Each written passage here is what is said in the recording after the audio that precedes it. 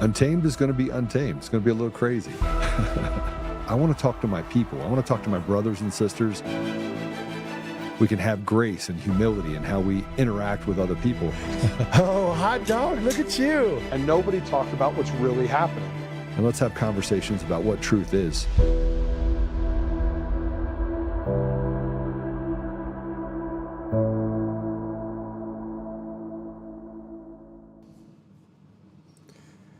It's Friday. We got a lot of stuff to talk about. It is Fun Friday. We're going to talk about some cool stuff today. And we have a great guest. Somebody said something to me yesterday. They said, Joe, that thing that you had with Derek, that was fire. So I've told Derek that he has to come on once a week. So let me know what you think about that. Sorry, I'm still trying to get into this document. Craziness. All right, what are we going to talk about today? First, we're going to dive into some of the stuff that's happening in the country. For those of you that don't know, President Trump put out a tweet. It's not in our rundown, but he didn't put out a tweet. He put out a True Social post that talked about the Christians being killed in Nigeria. And that of the 7,000 or 8,000 that are being killed, 3,000 or 4,000 are coming from Nigeria themselves. So I was with Father Mahana, who was on here a couple of weeks ago, and that's why I'm late. So just give me a little bit of grace. But I'm going to go through some of the small stuff, and then we'll bring our guest on. He's actually waiting. Let me kind of walk through what we're going to talk about today. We're going to talk about mRNA vaccinations. Nathaniel Mead is a researcher. He's a public health research scientist, and he's a McCullough Foundation scholar. He has authored over 50 peer-reviewed scientific papers since the late 1990s. He's a contributor to multiple books. He's the editor for 2 peer-reviewed scientific journals and integrative medicine research consultant. Some of the notable work he's done has been on COVID-19 and the mRNA vaccines. And he's collaborated with Dr. Peter McCullough, who's been on here before, Stephanie Senoff, Jessica Rose, William Mackus, and others. We're going to ask him a lot of questions about COVID because 2 things are happening right now. One, I was over in the Middle East and Africa when you had the Ebola scare, and that was treated with remdesivir. Now, of the people that got remdesivir to treat it for Ebola, none have lived longer than 5 years. None. So we're heading up against that window of the 5-year mark of people that have gotten that remdesivir, and you're starting to see a large increase in deaths. And so is it tied to that? Is it tied to the vaccine? I think pretty safely we can tell that the mRNA vaccine is actually one of the most dangerous things to be launched in this country, and it's basically genocide for large groups of people. So we're going to talk to him a little bit about that. Before we do that, though, Hakeem Jeffries gave his take on Trump's trip to Asia, and he said that Trump got punked by Xi of China. This coming from a guy that, frankly, couldn't pass a 5th grade math test. Let's go ahead and play it. It appears to most reasonable observers that Donald Trump was punked on the world stage by the Chinese Communist Party. The notion that Donald Trump has created all of this trouble for the American people, which he has. The Trump tariffs are raising costs on everyday Americans by thousands of dollars per year.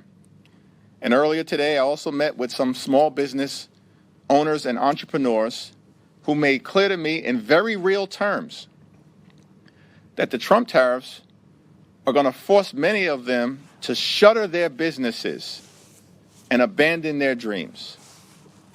Donald Trump created this massive inferno that's spreading all across the country and now wants to pretend as if he's a firefighter by putting out the damage that he has created. Hakeem Jeffries is one of the dumbest human beings you will ever come into contact with.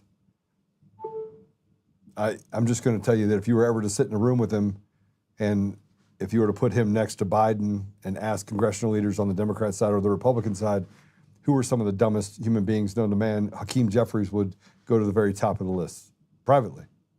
Nearly every one of them. You never see Hakeem Jeffries standing in a room with anyone other than really unintelligent people like AOC. Why? Because he's stupid. And by the way, he didn't meet with any small business owners. He didn't meet with entrepreneurs. It never happened. You could just tell by how he was talking. But Trump had to basically post about Jeffries and Schumer, and he got him back in a little bit of fun. Let's go and play it. He did the monster mash. The monster mash. It was.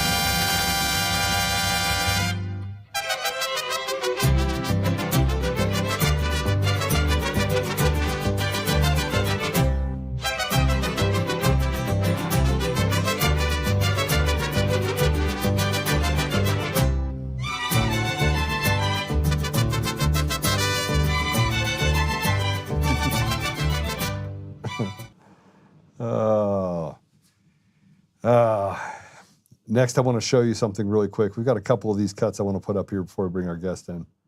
And I've got some other questions that I just asked that I want to ask Nathaniel as well. But we've talked about freedom of speech, right? And everyone talks about freedom of speech, freedom of speech, freedom of speech.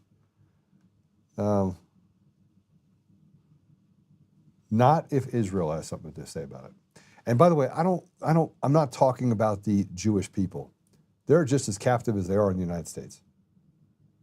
And by the way, I'm not a self-loathing person. So I'm not anti-Jewish, I'm not anti-Semitic. They can stick it up their ass. Here's what I'm going to tell you.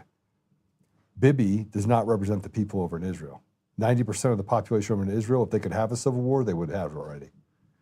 They don't agree with anything. That's why they had five times in 8 years, they had a collapse of the entire government in Israel. It's not made up. Go look it up. But we had a police officer show up to someone's house because of comments they made online criticizing Israel. Go ahead and play it. Try that again. We're here because of the comments you made online about the Jewish community. So what? I'm saying, are you? I have a freedom of speech, dude. Yeah, no, we get that. Yeah, we get that. We got to make sure that you're not. Do you have a warrant? No, that's why we're Okay, here. you see that sign? Yeah. So that says no soliciting. What you're doing is basically soliciting. You understand that, right? Yeah. It means you're not welcomed here. Okay. Okay. Bye. Okay. Stay off the lawn, please.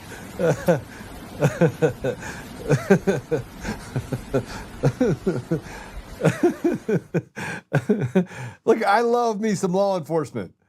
But you show him and he's like, I'm here to talk to you about comments you made online. The guy's like, you got a warrant? No? Did you see that sign? Yeah. It says no soliciting. Get off my property. It's just great. But here's at Oklahoma State University. Here's a bunch of liberals trashing conservative young Americans for their freedom table. This is what it's come down to. Look, I'm telling you right now, if you want to break the back of communists, you're going to have to do it by putting one of these right in their socket. I'm not calling for violence. What I'm saying is that they have pushed it so far. They killed the guy that was the great debater. His name's Charlie Kirk. They killed him. He was the guy that had as much grace and humility as anyone you'd ever meet. But let's go ahead and show you this. This is this Trantifa guy. Go ahead, play it. Please. Hey, what's your name? No. What's your name? No. No's your name? That's a great name. Yes, it is a great name. Oh. This is our property, and you are once again stealing it and littering. Man, you must love free speech.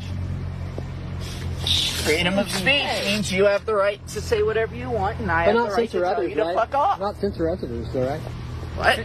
But not censor others, though, right? What? But not censor others, though, right? Freedom of speech. Such not censure others? What? Such to not censure others. Speech. You understand English? Speech does not give you the right. I have a hearing. I have a processing hearing disorder. Can you speak up? Yeah. You have the right to freedom of speech, but not to censor others' people's speech. No. The government doesn't have the right to tell you to shut up. I do. No, you it's called to listen. it's called the heckler's veto. I can't force you to shut up. It's called the heckler's veto, but I buddy. can tell you heckler's to veto. fuck off. No, we can have the police actually remove you because it's called the heckler's veto. It's against the law to actually. No. Yeah, it is, buddy. Nope. Yeah. Nope. So. I don't believe you, and I don't care if you believe me. It's the law. But hey, Whatever. Jesus loves you anyway, and I hope you come to your senses and realize that we can have a conversation without you throwing our stuff away. I can't have a conversation with people who don't think I deserve rights. You don't deserve a conversation. Okay. Where did anybody say that somebody doesn't deserve rights? See, we debate the ridiculous. I personally would have punched that dude in the face. A dude with boobs. I would have boob punched him. I would have made him swallow his boob. I hope our guest is not getting mad at me for doing this. This is Fun Friday. So just so you know, Nathaniel, you actually came on during Fun Friday. You have to put up with a little bit of fun. I'm going to have a little bit of heckling fun right now. So I'll get you on here in just a second. But we're going to have fun with it. All right, hey, Pro Mondami supported. We're going to get serious about the mRNA stuff. But before we do, go ahead and play this. Could we ask you, do you think socialism is going to work in New York City? Yes. Why? What is your definition of socialism? Zoran Mamdani's socialism. Do you think if he wins, New York will be a better city? Oh, definitely. What do you think he's going to do that's going to make it better? Lower rents. He's going to fix rents. Do you think that might have a negative effect possibly? Or? Probably could, but my material conditions would be better. So I'm voting for what would help me. Where else has socialism worked that you want to emulate? Vietnam. You think New York City, if it was more like Vietnam, is it actually a communist country? I would say Vietnam, China. See, New York is a very dense city. Therefore, we have to look at Asia, who is doing better at density than we are here. So these roads are horrible. The trains, not that great here. All of those things are so much better in most Asian countries. Do you think one of his critiques against him is that rich people are going to leave New York if their taxes go up? Are you worried about that? No, I don't think so. You think they'll just stay here and keep getting taxed more? Or you think they'll leave to like Florida or Texas possibly? Florida's going to be underwater because of climate change, and Texas already has natural disasters, so no. I can't make sense of these retards. I can't.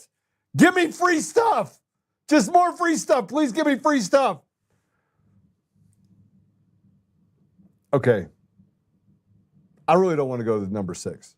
But just to show you how the societal meltdown is happening and the fact that there's no consequences. Cops were called. Play it. Ooh, this lady in here stealing with her kids. Oh, it's so obvious. Don't touch us, ma'am. Don't touch us, ma'am. Don't touch me, my kids. We gotta go. Ma'am, don't touch us. Move, ma'am. Can't walk out here. Can't walk out here. You can have that when you this. Come on, we gotta get back there. Yeah, probably. You gotta go home. You gonna get hurt today. My kids gotta go to school. I gotta do what I gotta do for my kids. I don't care if you better go on. Don't put that in the car. Go ahead and go. The cops came and did nothing. She brandished a firearm. Brandished a firearm and said, I can just take whatever I want.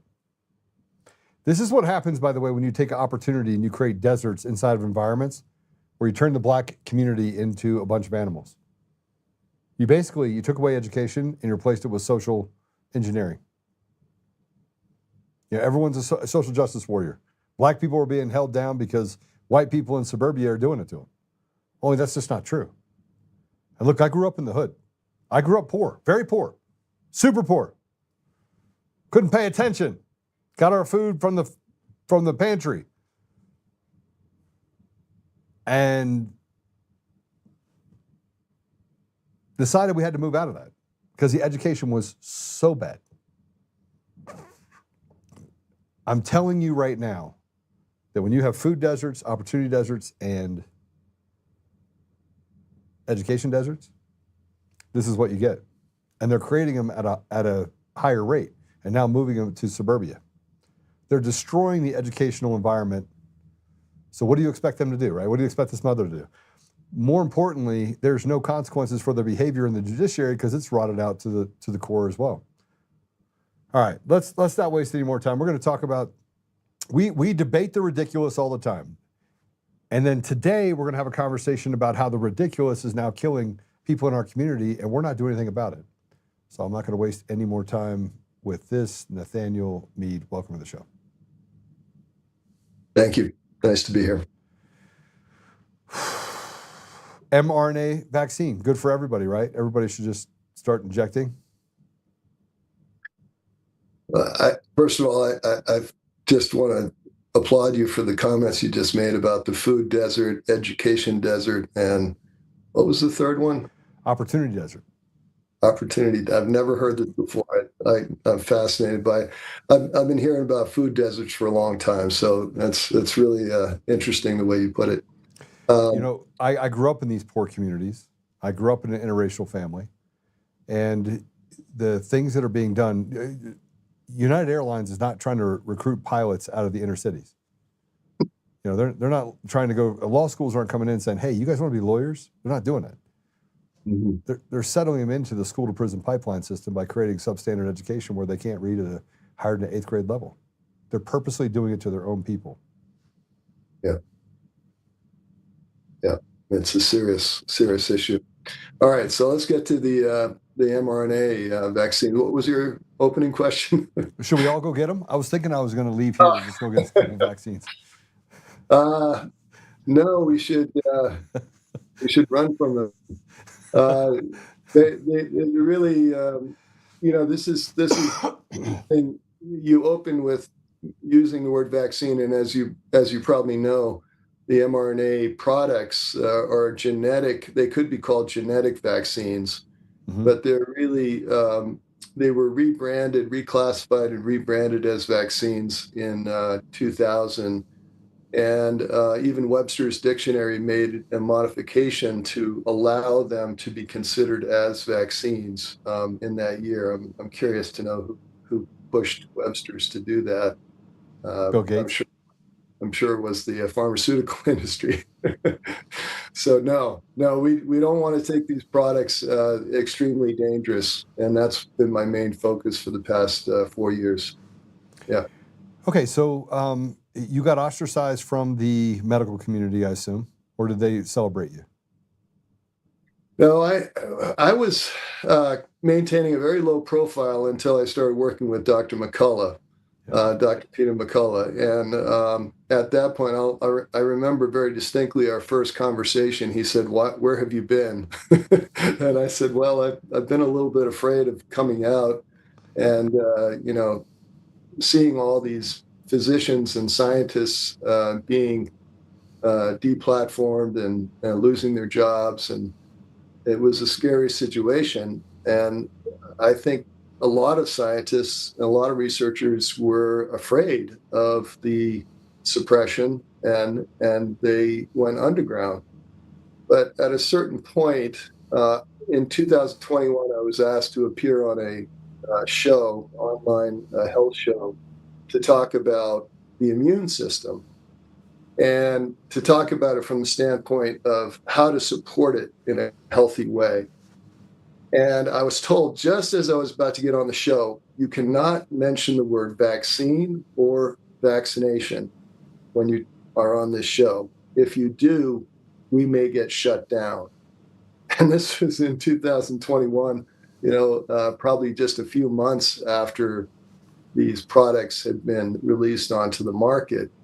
And so I was shocked. I mean, here I am in the United States of America. You know, I had always been so proud of the fact that we have the First Amendment, free speech, really, and to be able to talk about anything, especially from a scientific point of view, has always seemed like the critical linchpin of freedom. You know, you cannot suppress free, open scientific discourse. If you're doing that, of course, you should not suppress any kind of free speech. But scientific discourses always seem to be at a very high level, you know, because you're talking about the truth in a way that would seem to be objective, you know, and would seem to be something that's untouchable because of its purity. And so when I was told this, I got angry. I mean, I was going on to the show, and I thought, no, you can't do this. You can't keep me from using the word vaccine. And did they say, watch me? They're like, watch me. Yeah. Code word. Yeah, right. That would have been something. But, you know, from that point on, I was on fire. I mean, I was totally on fire. I just started writing. I went and worked with Steve Kirsch. I was head of Steve Kirsch's scientific discussion group for almost 2 years. And during that time, started to generate papers, and then I hooked up with the McCullough Foundation from there. Was there a time in this that you started speaking out? We'll get to what mRNA is. But was there a time in this where you said, what am I doing? Like, I'm going to speak out. I don't even know what the ramifications are, but it doesn't sound good. Where you almost made the decision to say, juice is not worth the squeeze. I'm not going to do it. Well, if I had been in an academic position where I knew that there was a high risk of losing my job, or if I had been in some other like high profile public position, I think I would have been. But I was an independent research scientist, so I was in a unique position to be able to talk about these things without risking my reputation, which I was pretty much unknown at that time.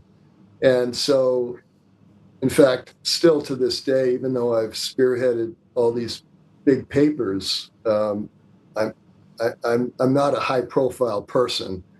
So I don't feel. That's one of the reasons I like to bring in all these co-authors, because they all have high profiles. So they're the ones who usually get all the attention.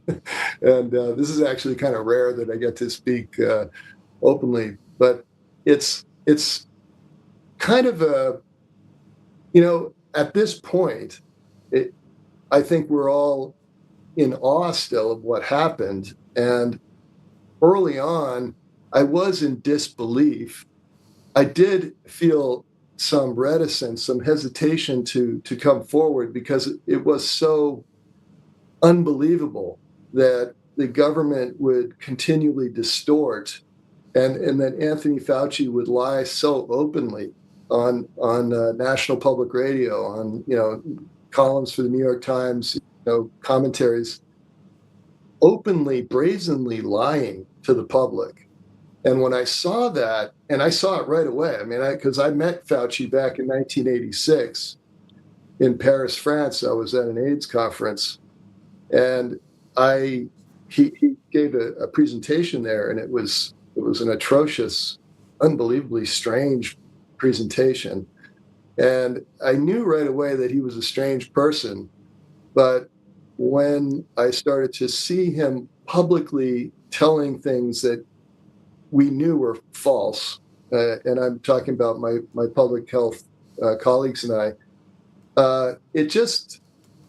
it got me angry, and I kept seeing more and more of this distortion, more and more of this dishonesty, and it made me, it lit a fire. And so I've been on fire ever since. Yeah. So let's now dig into the mRNA. We've seen some pretty drastic consequences of people taking these vaccines. People being paralyzed, short-term effects. We've seen turbo cancers. We've seen Parkinson's-like diseases that creep into people. Matter of fact, there's a friend of mine developed a Parkinson's-like disease that they said affects 1 in like 20 million. Yeah. And it usually happens to children. And to see a person that's in their 50s get this disease is nearly impossible. It just doesn't happen. Let's be frank about this. Do we even know, of the people that got this vaccine, what kind of consequences we're going to be looking at over the next 5 years? You know, it's interesting, the neurological things that you mentioned. So there's different categories. There's neurological, which, you know, you talked about Parkinson's and Alzheimer's. We have very clear data indicating that Alzheimer's is being accelerated by this. So neurological conditions tend to have a very slow developmental path, right? So a lot of people have early signs of some compromised brain function that could eventually translate into Alzheimer's or translate into Parkinson's or ALS.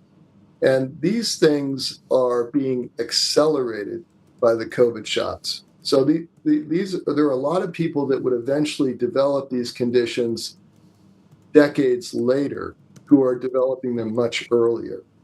And so it's shortening the window of vulnerability for many people who are predisposed to developing those conditions. And in many cases, they might never have developed them before they died. You know, so it's accelerating that whole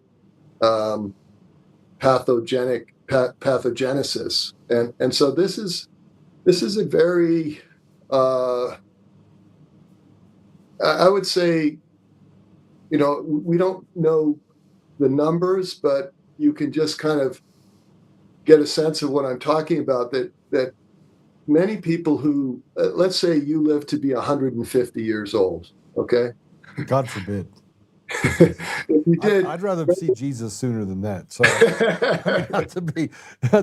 sorry. So you would have a high risk of course, prostate cancer.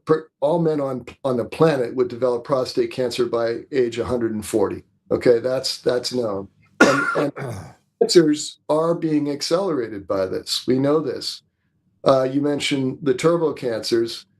There are at least 20 different mechanisms that show how these shots will promote those cancers. Cancer is actually my main specialty.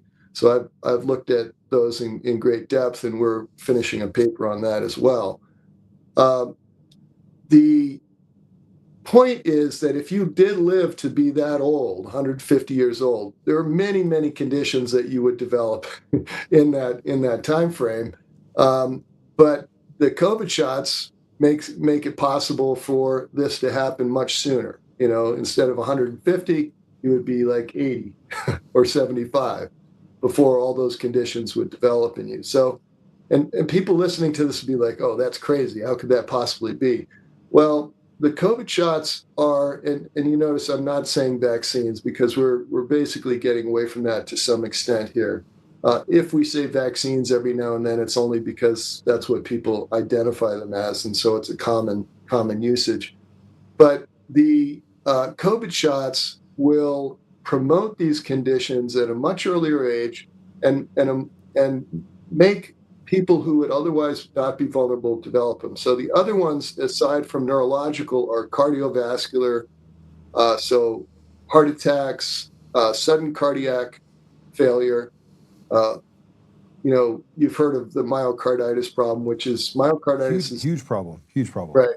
Inflammation of the heart. I wrote a very extensive paper that Dr. McCullough used as evidence at the U.S. Senate hearing on the corruption of science. And by the way, that hearing, which I attended, I was sitting right behind Dr. McCullough during the hearing. That hearing was not covered by any of the legacy media channels, legacy media networks. Not a single network mentioned this Senate hearing. And that's amazing because there were 4 hours of testimony given about the harmful effect of the shots and not a single news network mentioned that. That's criminal. What about Dr. Corey? Remember, he testified in front of Congress about the almost miraculous effects of ivermectin in conjunction with hydroxychloroquine. And YouTube took it down as a terms of service violation, and it was in front of the Congress. Yeah. Now Corey's done fantastic work. The ivermectin story is a very interesting one because actually ivermectin is showing some promise in the treatment of cancer as well.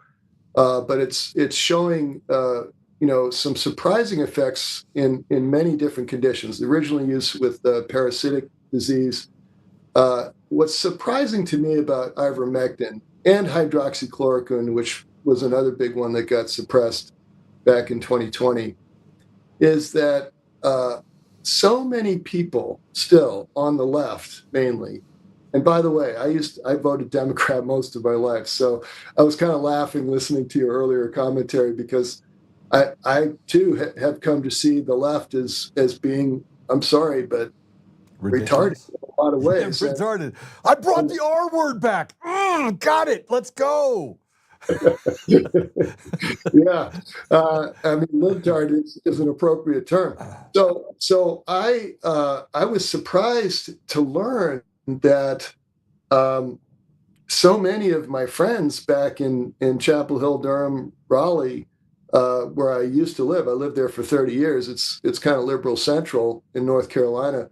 So many of them still believe that ivermectin has no benefit at all, no potential to help people with COVID, and really no potential to help with anything. I mean, they're completely they've been brainwashed, and I think this programming of the population has been so masterfully accomplished because of, for example, not reporting on U.S. Senate hearings on the damaging effects of these shots, that it's kept people in the dark, and people are still in the dark, and the left is still deluded in believing that these things are not harmful. And by the way, one thing that I think is really harmful is the use of AI now to help people decide whether these things are harmful or not. I had an experience just recently. I had put together 5 of my papers that I've written recently, and I put the links together and I sent them to my brother, who didn't even realize I was writing these things. And I have 3 brothers. And so the one that was most open-minded, I thought I'll send it to him and he'll get it. And at the end of my note to him, I said, please don't check AI, just read the papers first before you do this. And what he did is, I guess, we're all so busy that he missed that last little note in my email message. He went right to AI, and he then sent me back something was like, okay, look, 300 plus articles contradict what you're saying. And I said, well, first of all, Sam, sorry, I shouldn't have revealed his identity. Give us his last name too. First of all, I said, this is there are 57,000, believe it or not, 57,000 plus PubMed scientific papers that have talked about the COVID shots. Okay, 57,000. So you pull 300 out, that's nothing really. And not only that, but any paper that compares vaccination to unvaccination. This is really important for your listeners to get. Any paper, any study that compares vaccinated to unvaccinated is going to be profoundly flawed. And I guarantee this. I've looked at these. I looked at hundreds of papers at this point. And there is a classic strategy that the CDC, not the current CDC, but the previous one, which was the Centers for Deception and Control, that that agency had established a definition for being vaccinated. You're probably aware of it. You were not vaccinated until 2 weeks into the second shot. Okay? So anyone who had any harmful effect prior to that time was considered unvaccinated. Okay? Just think about that. Hold on a second. Hold on. Back it up. You So got let's that? just hypothetically say Unit 1, Person 1, gets a vaccine on the 1st of October. Yeah. He dies on the 10th of October. Yeah. He's unvaccinated. Right. But the vaccine's in his body. Right. Now, we want to know what's most profound about this is that the elderly were most vulnerable to dying after the first shot because they're frail, right? So they have the very high risk, unfortunately, of having an adverse response to the shots. And this happened in nursing homes all over the world. And we actually have data proving this in CDC's own data showing this. Yeah, I mean, it's atrocious. And even after the second shot, as I said, you could have gotten the second shot. And Dr. McCullough's autopsy research showed that the vast majority of deaths that occurred after these shots occurred within the first 2 weeks. Okay. So if you had the second shot and then 2 weeks later or any time before 2 weeks, you died, you were counted as unvaccinated. Hold on a second. So now, what that does... First shot, 10 days in, you die unvaccinated. Yep. Second shot, 10 days in, you've already had the first shot, you're still considered unvaccinated. That's right. I'm not making this up. I am not making this up. And how does the retarded get away with this? Look, I have to ask you the question, and I said it before. How is it that we are not on the roads with tiki torches and pitchforks and just hanging these people from light poles? And look, again, I'm not a violent person, but you're talking about killing people's grandmothers, fathers, husbands, wives, children. Yeah. They have no conscience. Right, and you're talking about misleading vast segments of the population because of this. I mean, this what we call a cheap trick. Okay, this is what Norman Fenton and Martin Neal in the UK came up with. They call it the cheap trick. If you ever get a chance, check out the book Fighting Goliath, which is all about these cheap tricks and these very statistical acts of deception, chicanery, that have allowed them to get away with this and allowed the policymakers to continually say, look, these are safe and effective. But it was never safe and effective. And what they did by using this cheap trick is they turned reality on its head, okay? Because there are so many studies that said, look, unvaccinated versus vaccinated. But if you were a doctor back in 2021, when the shots were revealed or released onto the market, you would be easily misled because you were following the CDC's definition. So you would look at what the hospital had in its records, and it would say this person's unvaccinated because according to this definition, they were. You see? So a lot of people don't buy that. A lot of doctors, unfortunately, thought they were looking at unvaccinated people, but they were actually vaccinated. All right, so it's mind-boggling. So I'm trying to kind of put it all together so that people can understand just the manipulation that's happening in the medical industry. And we do the same thing. We allow the pharmaceutical companies to basically put ads on TV so that then the news outlets on those stations don't investigate what the pharmaceutical companies are doing. And yet you have the CDC that's it's a governmental agency, right? Yeah. And their entire job, like the FDA, is to keep people safe, right? Yeah. To approve these things and to make, okay, so, and what you're telling me is that they know that there's adverse effects, so they move the goalposts, make it impossible for you to understand what the effects are on the community. And in between all of that, you have massive numbers of people that are dropping dead on the street. Yeah. And we know what's happening. We're conspiracy theorists. But yet you look at their own documentation and it shows that they're manipulating the data in order to not be held accountable for killing off Americans with impunity. Right. I mean, Doc, make this make sense to me. Make it make sense to me.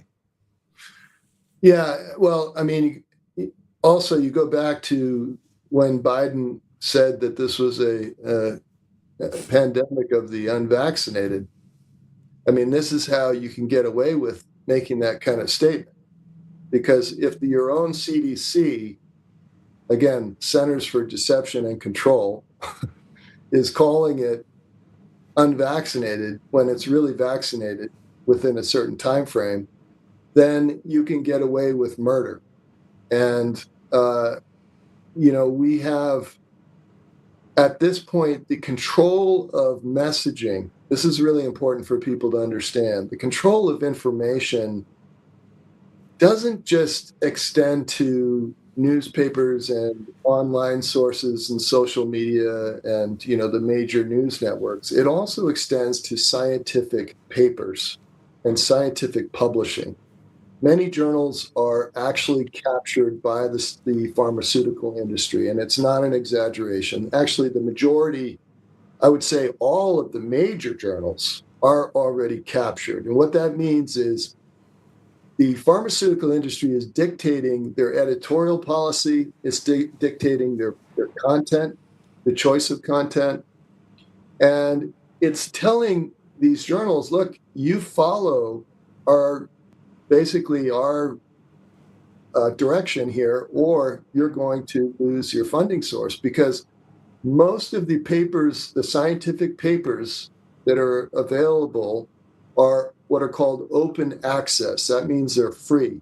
Okay, so in the past, you had to pay a subscription, and the pharmaceutical industry did pay for a lot of advertising, but the journals could get by also with their subscriptions. These days, nobody's paying for a subscription. They're all getting it open access. And so the journals are beholden to the pharmaceutical industry for all of their funding. So we and others have been targeted, and you could use the word predatory retractions, where the paper gets published, and let's say it's a very controversial perspective, like, these shots are very dangerous, they're killing people. Pharmaceutical industry can go and pressure that journal to retract the paper, to take the paper off so that no one sees it.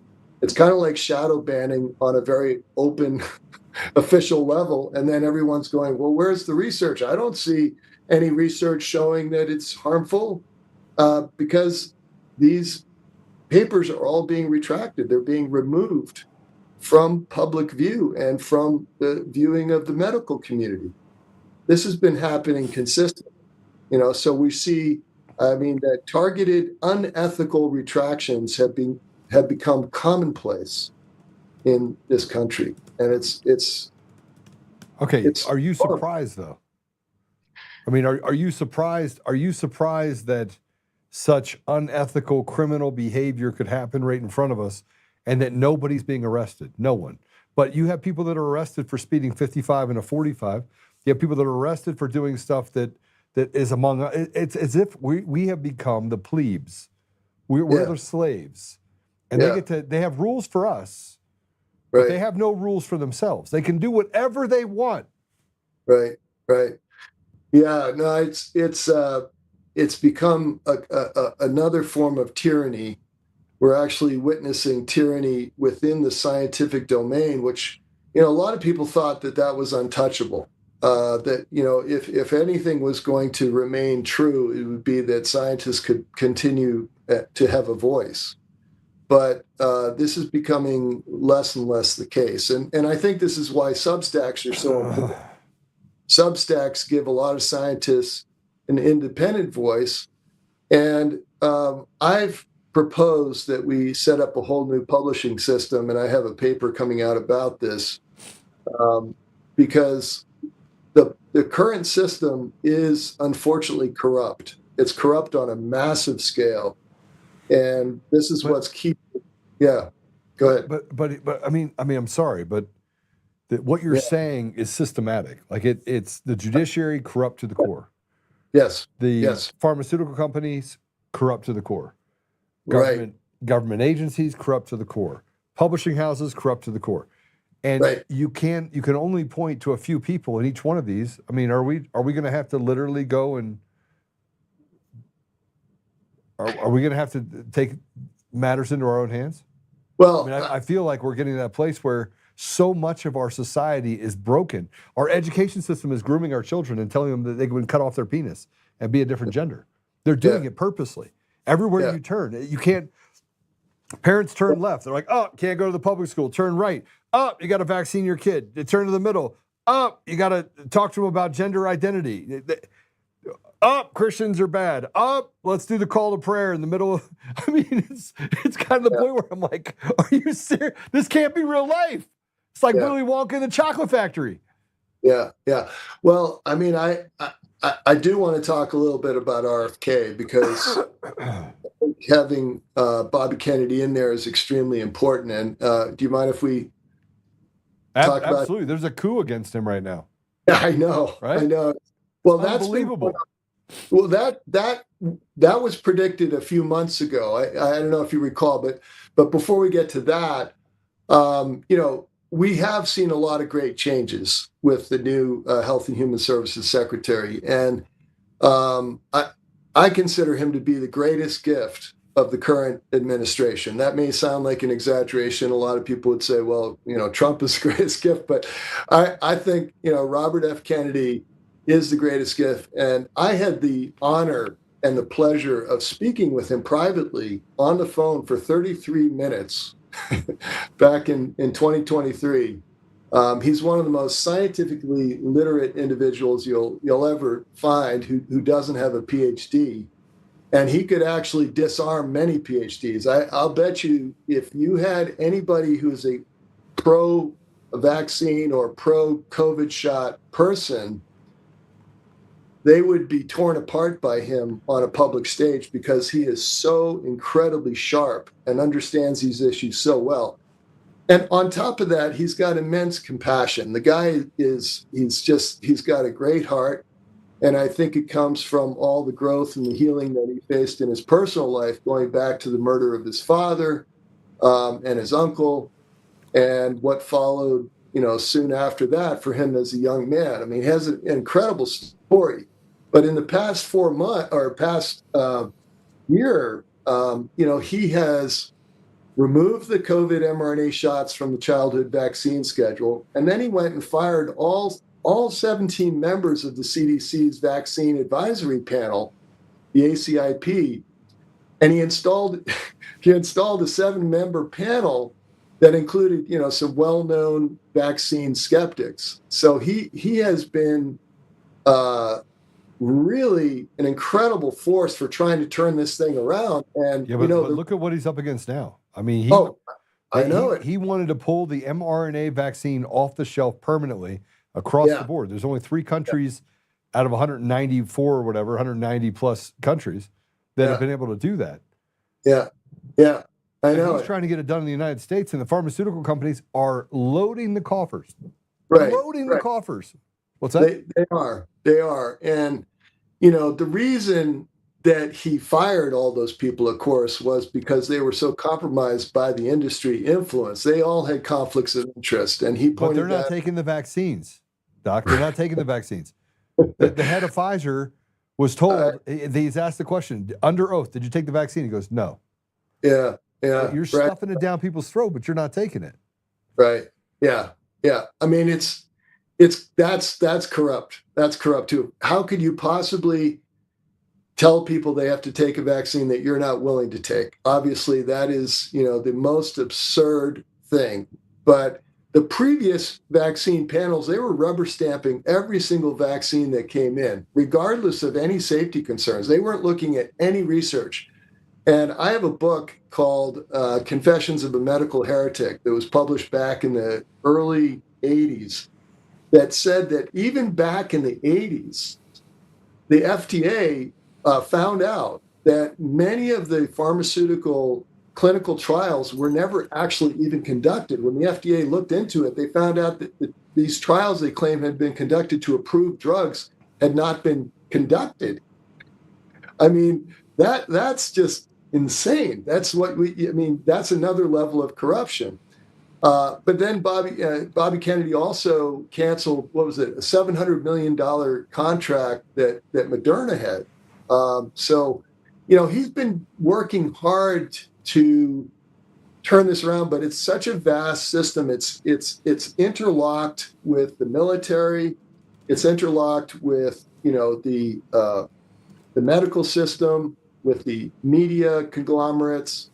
It's what Peter McCullough calls the biopharmaceutical complex, and it's so vast that he's really up against a lot.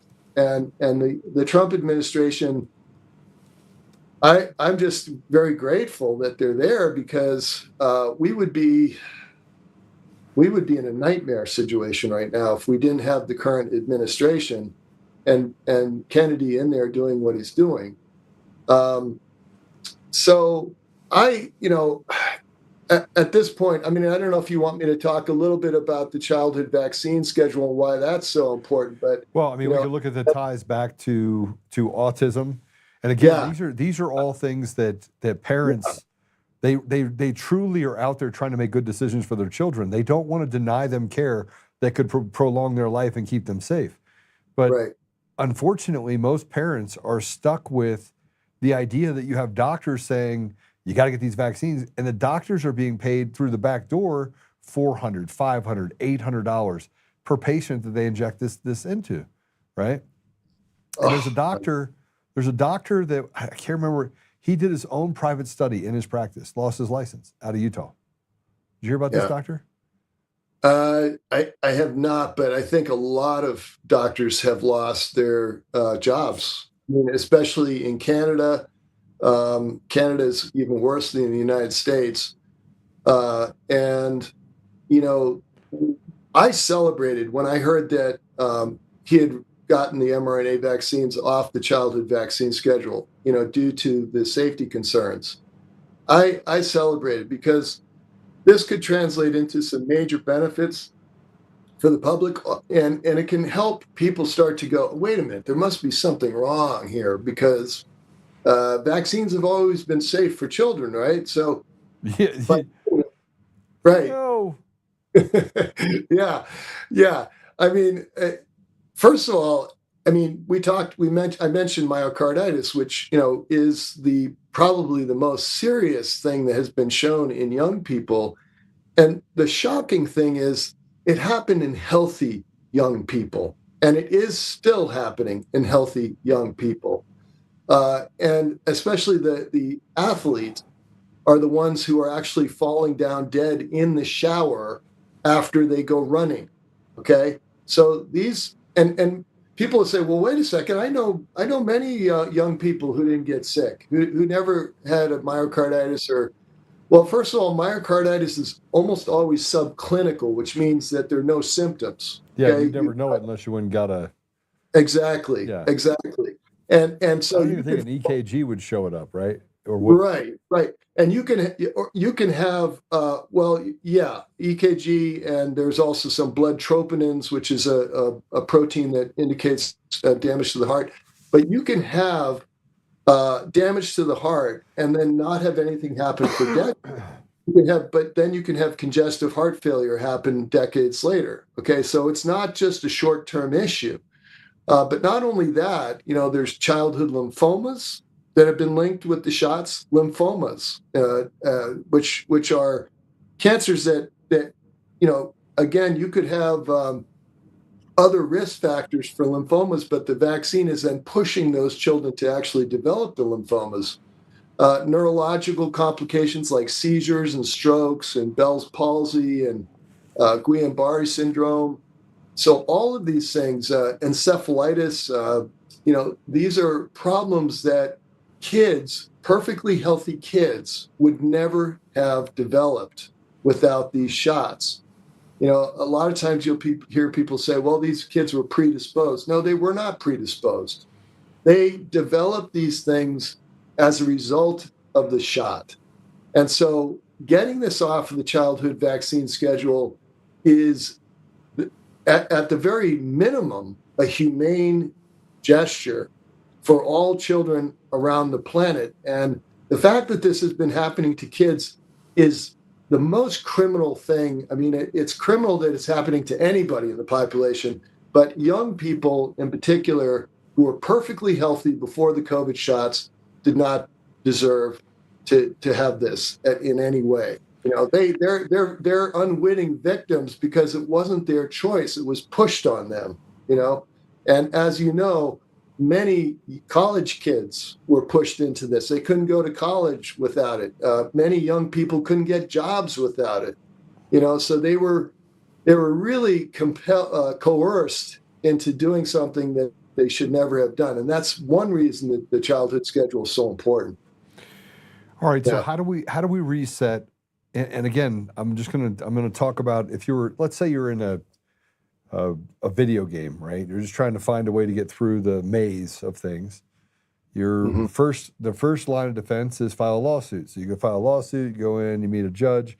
Judge is like, dismissed with prejudice because it's, you know, you're a crazy conspiracy theorist. You back up, go back to the front, go back up again. They say, put another vaccine in your kid. Put another vaccine in your kid. It kills your child. You go back to the judiciary. They're like, yeah, you can't do anything about it. They go over here, you meet with the congressman. They're like, oh, yeah, we'll get on it.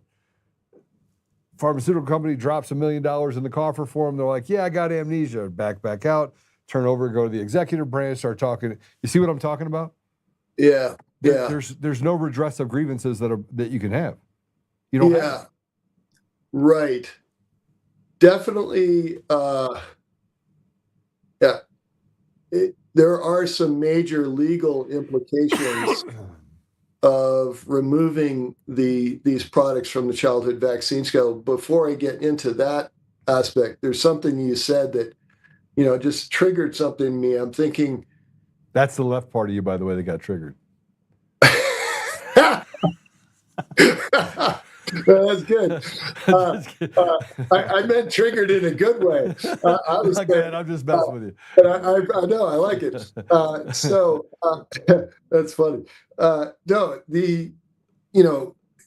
People need to be educated about non-vaccine preventive measures, you know, that would help children, who have all kinds of predisposition to various health problems that would, if there is another infectious disease issue, like let's hope not, but if let's say that they create another pandemic, that's a little redundant, but these kids who have obesity and diabetes and other chronic diseases, they are more at risk of developing those infectious diseases. Okay, That's always been the case. So educational efforts around public health should be oriented toward helping kids be healthy. You know, and that's one of the things that RFK Jr. has done really well, is emphasize the need for health promotion, disease prevention.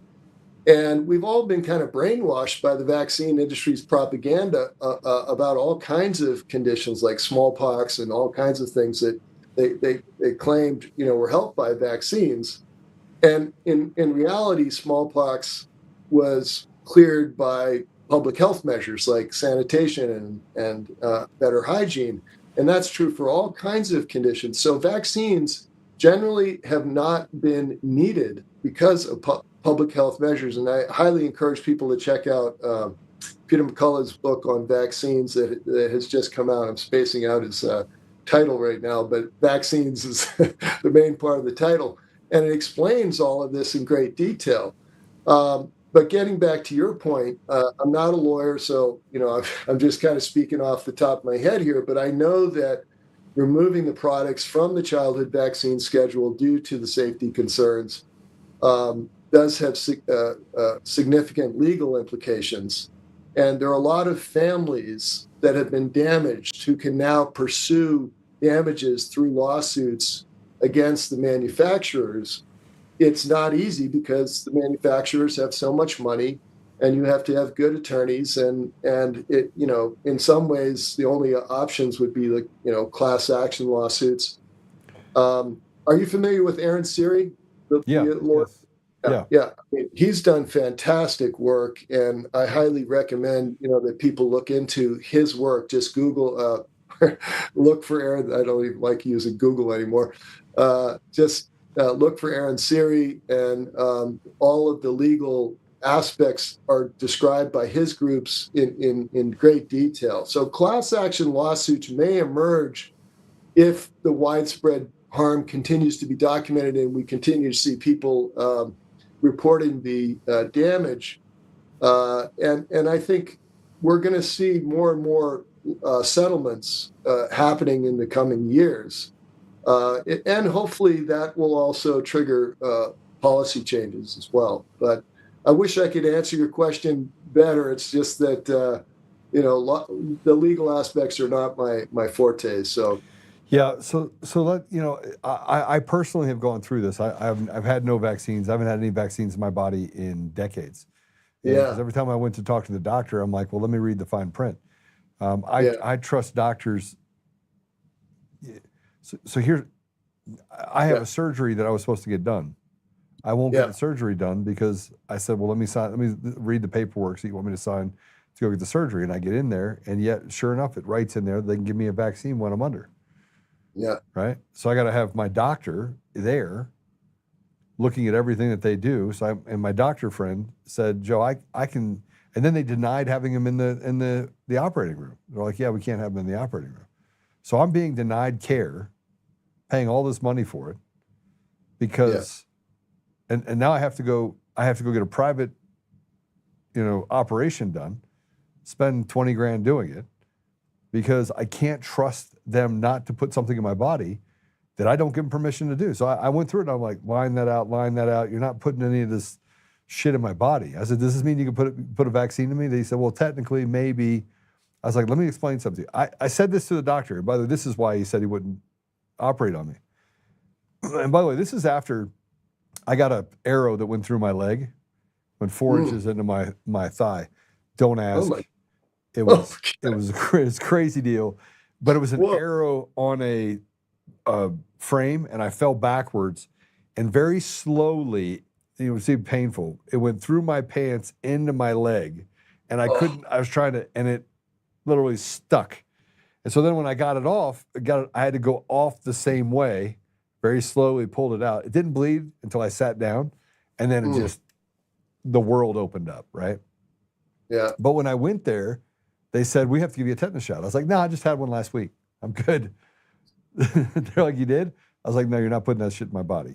I'm not taking any vaccines, right? I'm not in the middle of a cow pasture. I'm not smearing horse poop or cow poop on me. I'm good. I'm not going to go take a rusty nail and stick it in I'm out.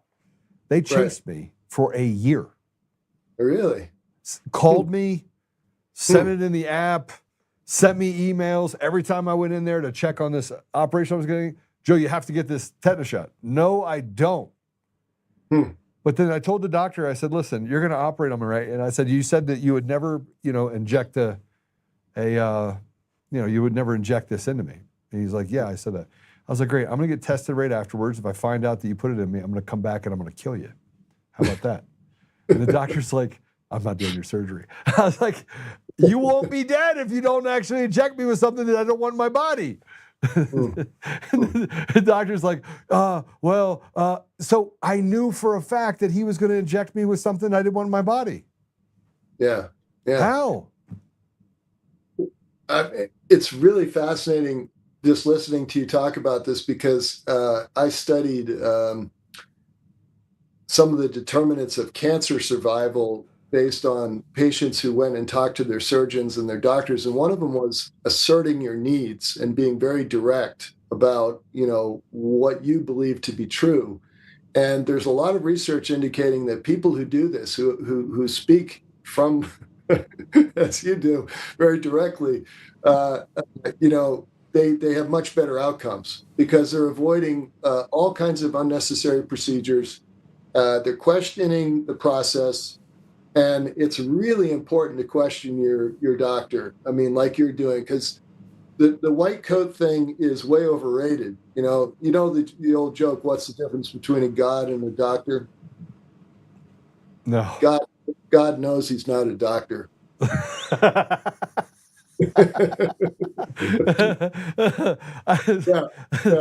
So, I play golf with. I have doctor friends. I have an abnormal number of dentist friends. Like I don't even know what the deal is. Oh, that's weird. It is weird. I mean, I'm not kidding you. Like some of my closest friends are all dentists.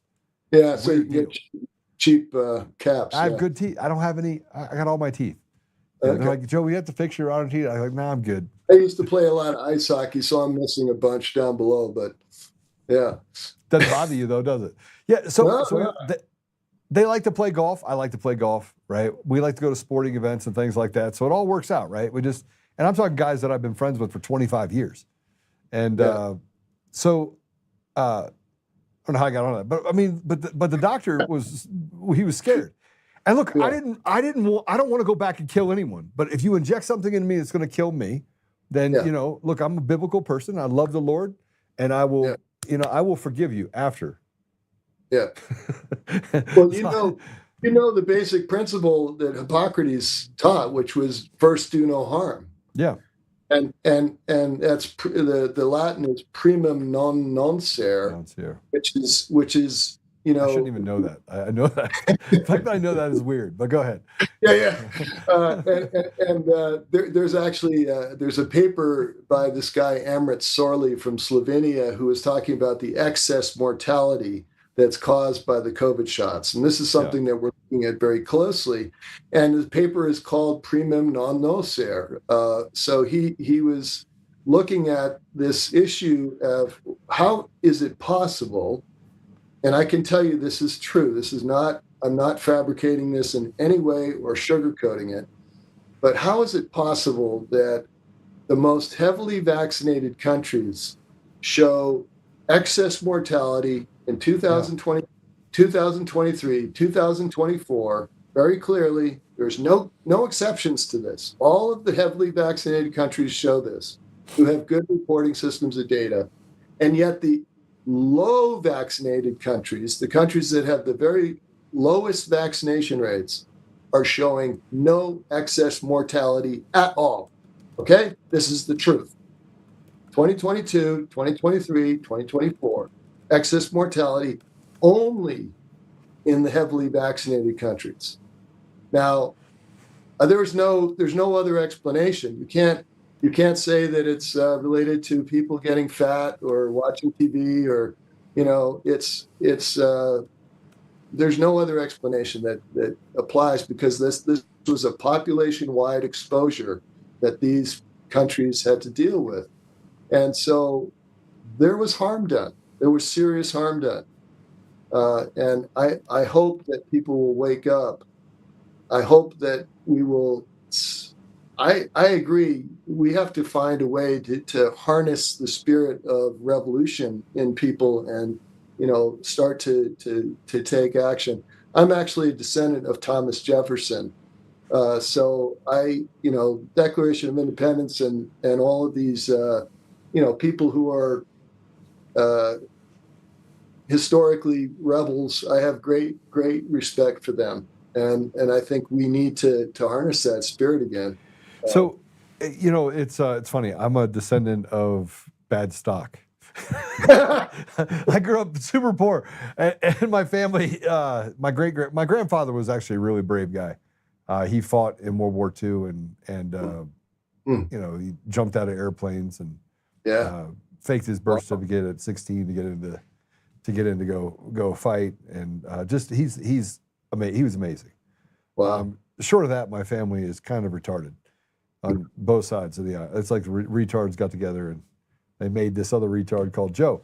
But I say that, but I think that we're at a place in our country that is the most. It's the most critical.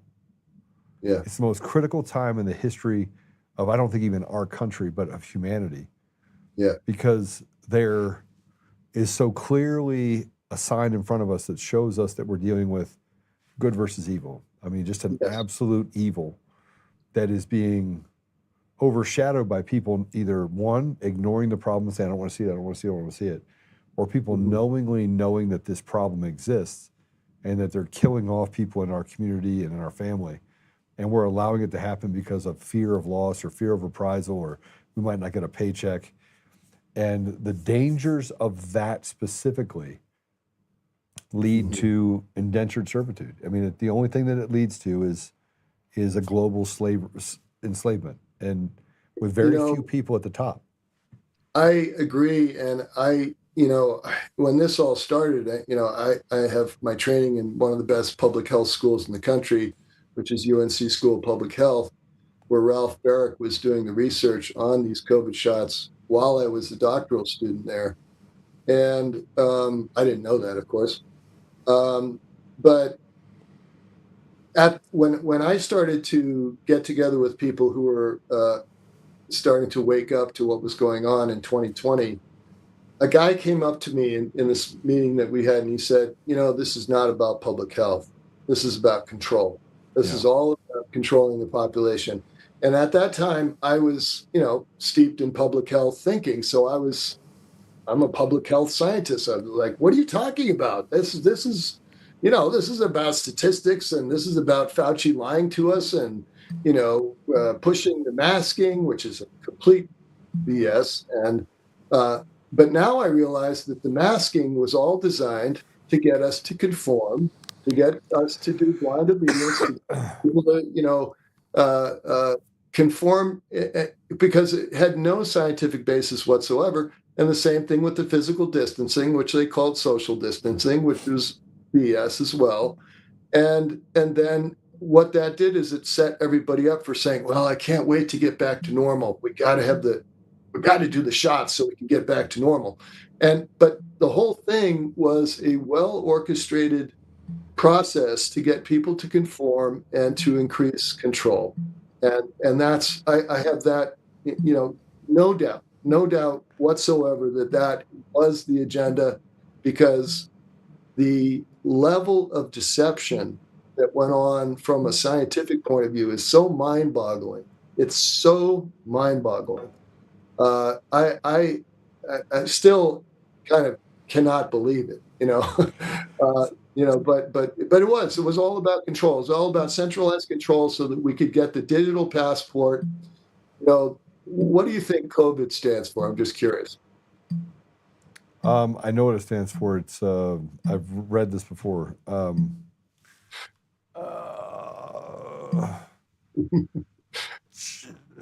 Tell us. I've read this before, and it actually wasn't COVID-19 to start with. You had COVID-2, you had COVID, right? I mean, this has been around a long time. It's got the word. If you look at the word, it's got ID in it. Yeah. Right. COVID. And so it's about pushing the ID on people. So that's what it's really about. Getting people to accept the digital ID and to accept ultimately a centralized banking system, which will control the entire population. Now, if any of my siblings hear me saying this, they'll probably think I'm off my rocker. But I'm trying to correlate it too. But then again, I look at the reason why they do things, and I haven't figured out motive, because money and power is one motive, but destroying society is a completely different level of evil. Yeah, I think that there is a small group of people who really want to have maximum control over the population, and they are doing this by creating false emergencies, and then having us get all whipped up into fear, and then doing some kind of incredible media manipulation campaign. And the languaging that was used was so exquisitely perfect to get people to conform. If I ever come back on your show, I'd love to just talk about the language. You can come on my show anytime, because I'll talk about this every day, twice on Sunday. And you said that you used to be a liberal, or maybe the Liberal Party left you, and you ended up on the right, looking around, you're like, I can't be with those nutballs. So look, I saw what happened with Bush, and I voted for Obama because Bush was a lying sack of crap. Sorry, he was awful. Yep. Right. And so, but I didn't vote for. I wanted change, and I'm not sure I'd sign up for this change, but I wanted change. I wanted somebody to tell me the truth. He was very eloquent. It turned out to be a big liar. But now I've gotten to this place where I only care about factual information. I only care about truth, not my truth, not your truth. I don't give a shit if you hold your own truth. I think that's all bullshit, right? Science is meant to be malleable. It's meant to move, but it's not meant to move vertically and horizontally based on your feelings. And that's kind of where we are right now, is that they get to move things and then create this environment where they use the ridiculous in order to tell people that you have to support this. And I can't get behind it, and I don't think anybody can get behind it, but then you're ostracized, fired, kicked out of things, even when you just mention the truth.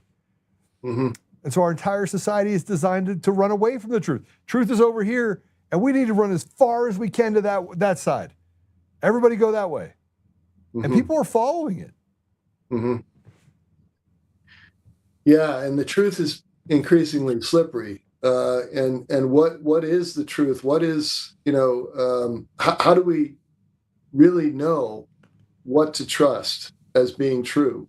It's a tricky thing, but I believe that people have to disconnect from the legacy media completely.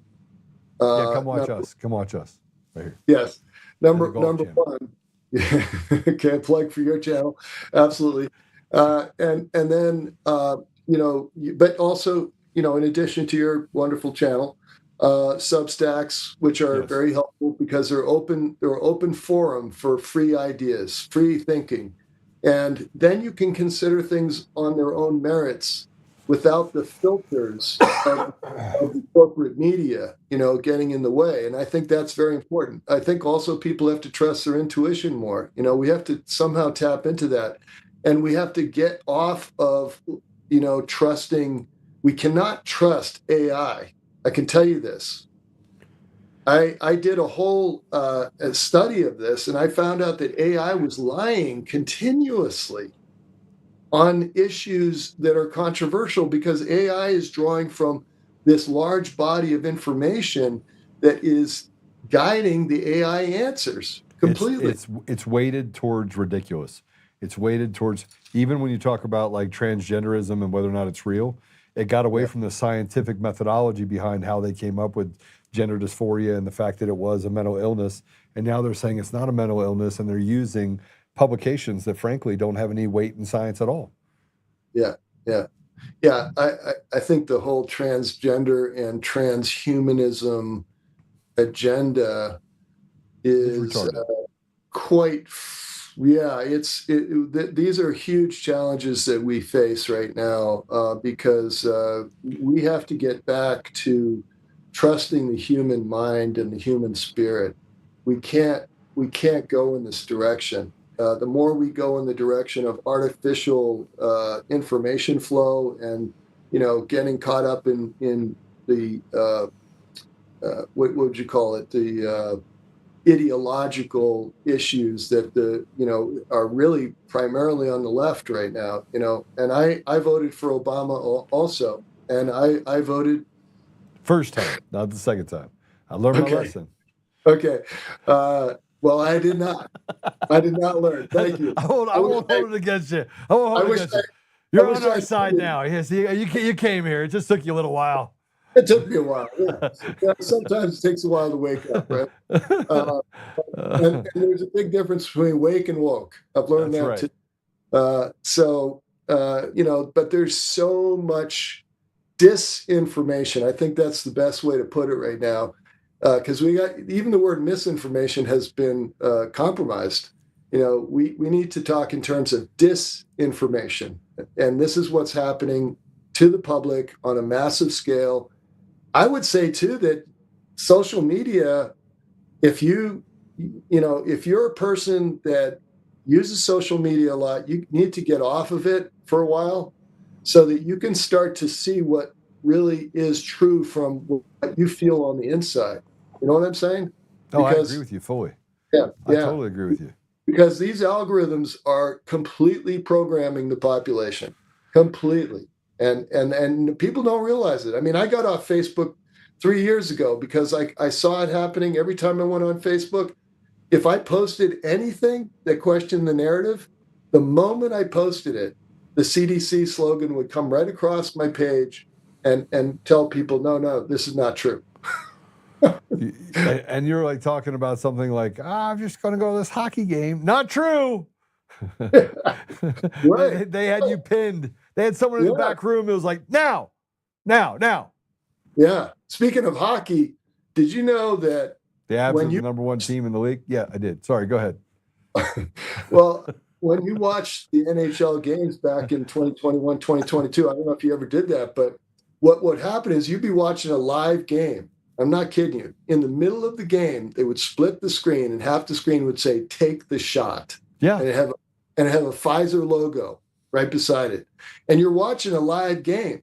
You're being subliminally programmed in that moment to, quote, take the shot. They're telling you to do it. You know? Okay. So speaking of hockey, where do you live? I live in Blue Ridge Mountains of Virginia. Oh, Virginia. Beautiful area, yeah. And I was holding up this cup because the COVID index, I don't know if you can see this. Yeah. COVID index, there we go. COVID index. There you go. You don't have to see the research rock star part, but the COVID index is a great organization that is, if you go to covidindex.science, they're doing a lot of great work with all of the counter-narrative perspectives. So all of the information that was suppressed during the past 4 years is being presented in this COVID index. It's a Children's Health Defense organization, and I highly recommend it. I also recommend checking out the McCulloughFund.org. And following you, I just followed you. Oh, thank you. Yeah, I'm Nathan on X. I'm Nathan Mead, PhD. So there I am. Yep. So yeah, if you want to follow me, that would be great. And I grew up in Washington, D.C., by the way. Oh, okay. Born and raised, but in a place you don't want to go. And then we moved out and moved to Virginia, to Northern Virginia, as I got a little older. And yeah, so it's a beautiful state. It's a beautiful state. I lived in. Your politicians are a little retarded, but other than that. Well, that's true, but that's true around a lot of the country. Yeah. I grew up on the North Shore of Boston, so I, up in heads the hockey. Yeah, exactly. I lived up the street from Bobby Orr. Oh, sweet. Yeah, he came to my house once. Awesome. Yeah. Well, I tell you what, I want to say thank you for coming on. I'll have you back on again. We're going to have to talk more about this policy. I'm going to do a roundtable, so I'll probably have you and Peter McCullough and a couple others on, and we'll just sit around and just talk about how do we work the problem. I'm big on working the problem. I think at some point you have to get to the place where you talk about the things that we have to get accomplished collectively. Yes. And I believe in a brotherhood, and a brotherhood is something we deeply miss. And I'm going to tell you, as hunters, if you go back in history, man has always been predestined to stand together, right? And so what you do to one of us, you do to all of us. That goes back. It's biblical. It's in Exodus. We should be there. We should be at a place where nobody should be able to take a shot at you or Peter or any of the others that are out there fighting for us. And we've got to start building this brotherhood. So I got to tell you that I'm deeply concerned about where we're going on the First Amendment, as I talked about before, because they are creating the narrative and they are punishing anyone that does not play ball. And it doesn't matter what platform, right or left. They're all owned by people that can make a phone call and say, "Hey, do me a favor. I need you to take Joe down. I need you to make sure nobody finds his page again." They're doing it. Yeah. No, and that is one of the greatest threats to our country by far. So I completely support you in that, Joe. I want to do anything I can to help you stay online and stay available to the public. So I laugh because I don't really do this. I do this for other people. I don't do it for me. Because that's good. Yeah, but I have fun with it. Yeah. Well, I do as well. It's in the service of humanity and, service of freedom and, people being happy. So, if we can do what we can, I'd be happy to talk with you at some point about solutions. I appreciate that. All right. God bless you. Thank you. Talk to you soon. All right. Take care. We're going to go to a commercial break. That guy's awesome, by the way. And he has a great sense of humor, which, by the way, most doctors, well, my friends all have a good sense of humor. But, sometimes I crack jokes. People are like, I can't believe you cracked that joke. He was pretty good with it. We're going to go to commercial break. When we come back, we're going to do more commercials because we have to do these Rumble Studio commercial reads. Oh, geez. You guys got it all set in there? 3 commercial reads? Why?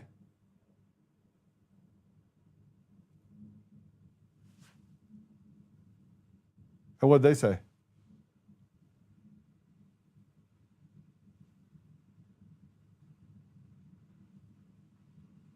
Okay, got it. All right.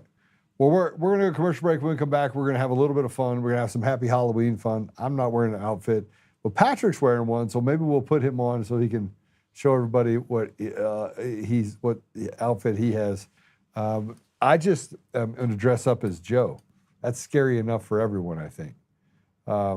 Commercial break. We'll be right back.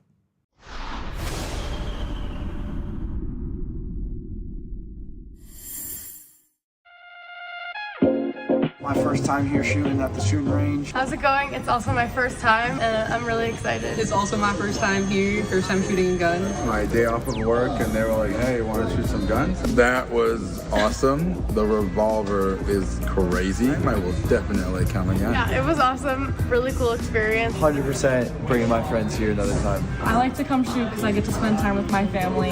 Same for me. I love spending time with my family. It's something to do. It's a lot of fun shooting.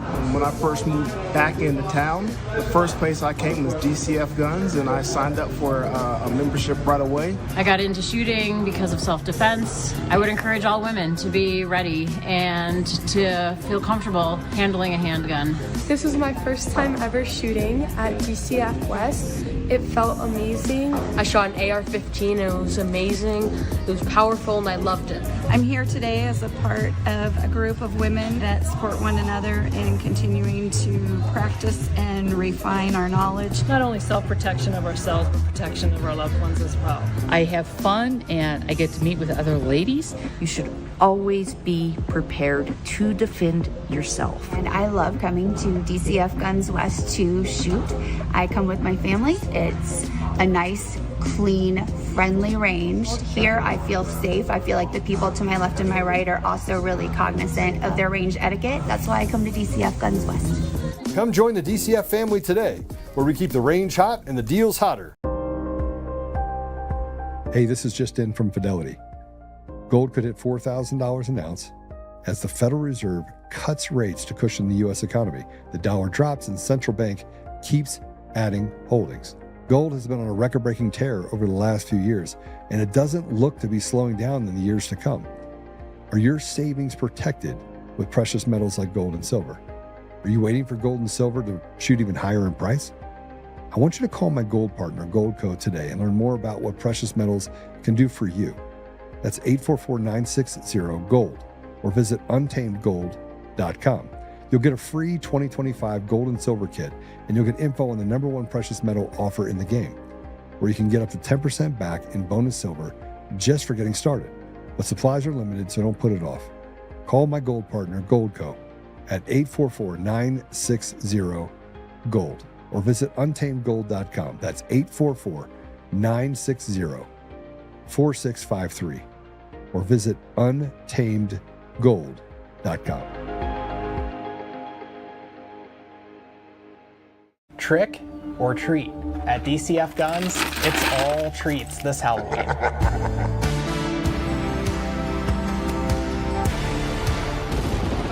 We're handing out spooky good deals, king-size candy, and everything in between. Forget the chocolate. Our sweets come in the form of savings you won't want to miss. Visit DCFguns.com and shop our spooky deals today. DCF Guns, where we keep the range hot and the deals hotter.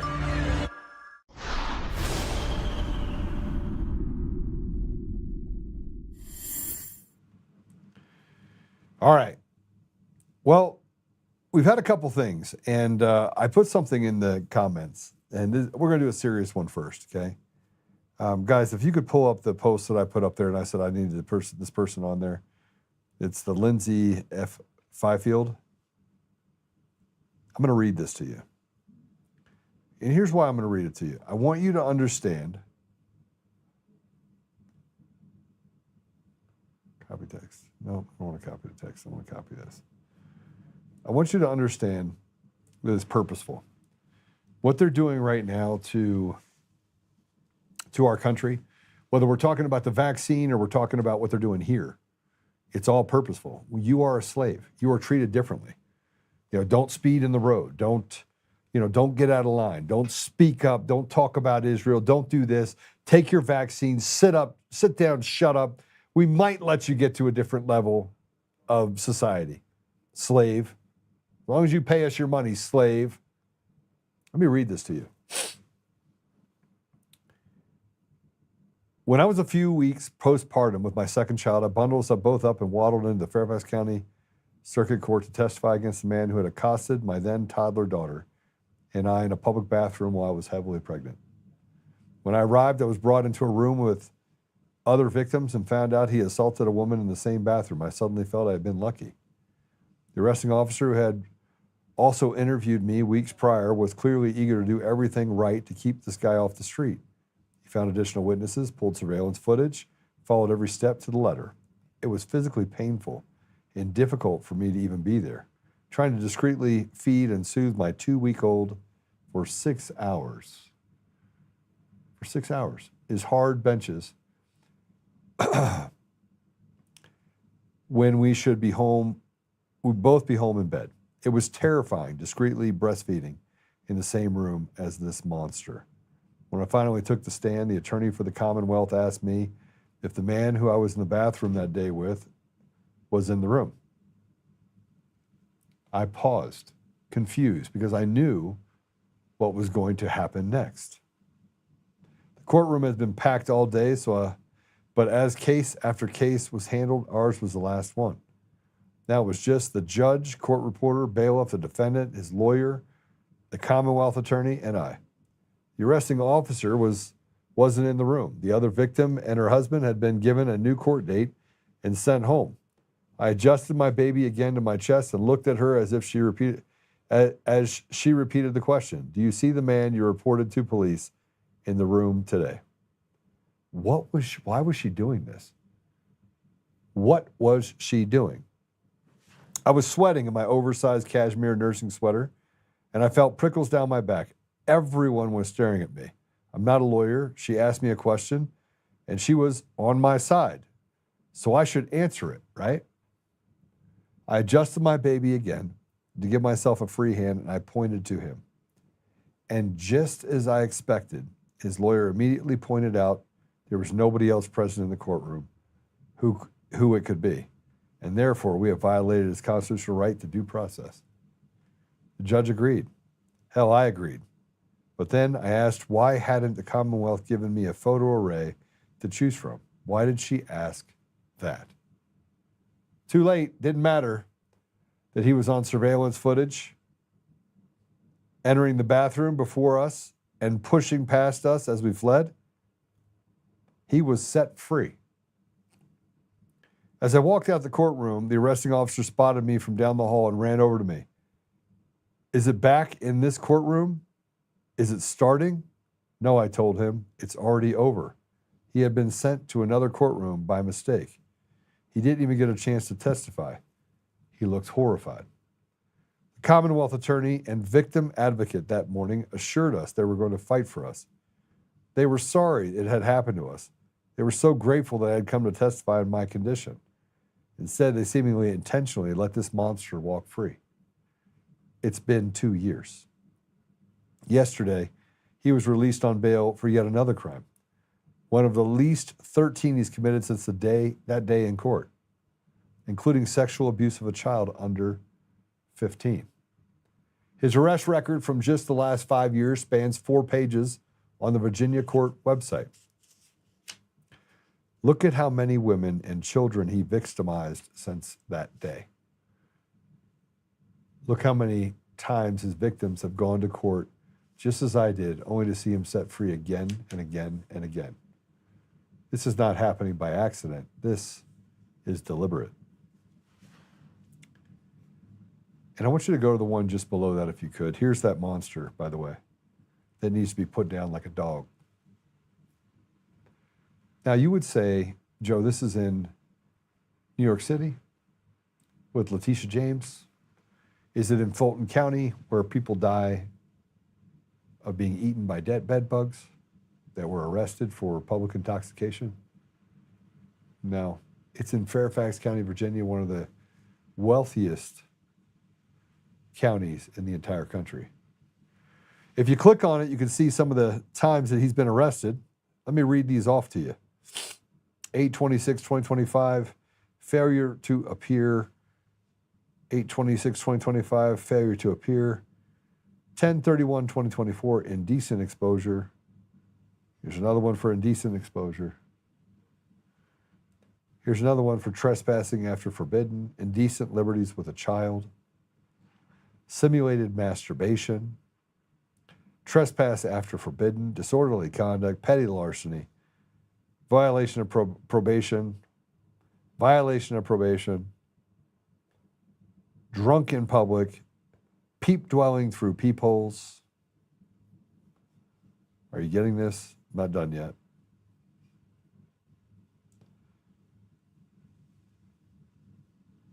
Assault and battery, indecent exposure, speeding, trespassing, forgery, indecent exposure, trespass, masturbation, trespass, peep dwelling.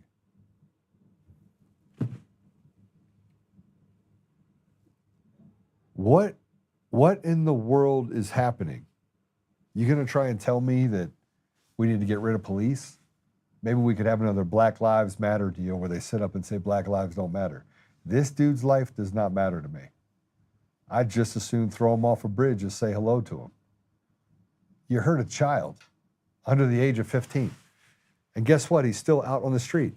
He did that and he's back on the street. And the Commonwealth attorney, the attorney that's supposed to be working for you in the DA's office, just like Eric Holt, who found election fraud, they get to pick and choose winners and losers. Our entire community, our entire country is run like a criminal cartel. It's a bunch of thugs. It's a bunch of pieces of shit who get on social media and sit there and tell you and I and everybody else, we just need to have rights for people and have compassion. What about the compassion for this woman who was assaulted in a bathroom? What about the multiple people that were assaulted in just the last 2 years? Filled 2 pages. Do you feel safe? Oh, and at the same time they did this, they took away your right to defend yourself. I'm surprised out of all the things that he's done, nobody's put a bullet in the guy's head. Violence is never the answer. Sorry, I got a cold. But what is the answer? When the last line of defense is supposed to be the judiciary is so rotten to the core that they have to do everything they can to protect his rights while violating the rights of everyone in their community. We're going to have this woman on. I'm going to find her and have her on. Well, let's have a little bit of, this is why, by the way, they that these things like Rumble do everything they can to stop us from. It doesn't matter what station I'm on; it's all suppression, and it's fine. I got a video I want to play for you though. It's a Halloween-themed video. Let's go ahead and play it.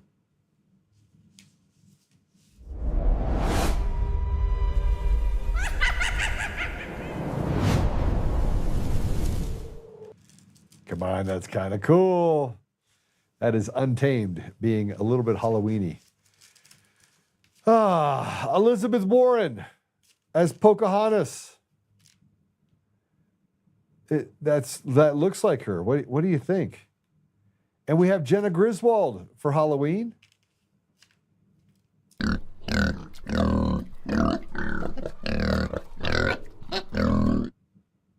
Make sure that it makes it on my page. And then you have Comrade Mamdani, the next mayor of New York City. And how about Ryan Clark? Oh, look at him. That's Kyle Clark, not Ryan Clark, but that's fine. Kyle Clark's a kind of a clown. And lastly, here is, no, it's not lastly, this is Polis. He is parading around as the devil. Well, these are what people are going to dress up as. I want to keep it a little bit fun. Let's have fun with the remodel at the White House. Cracker Barrel.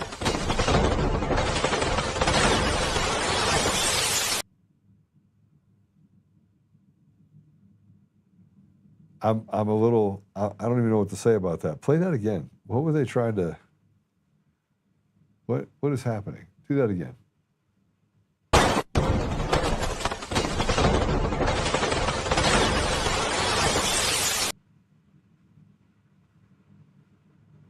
Is the Cracker Barrel put that up?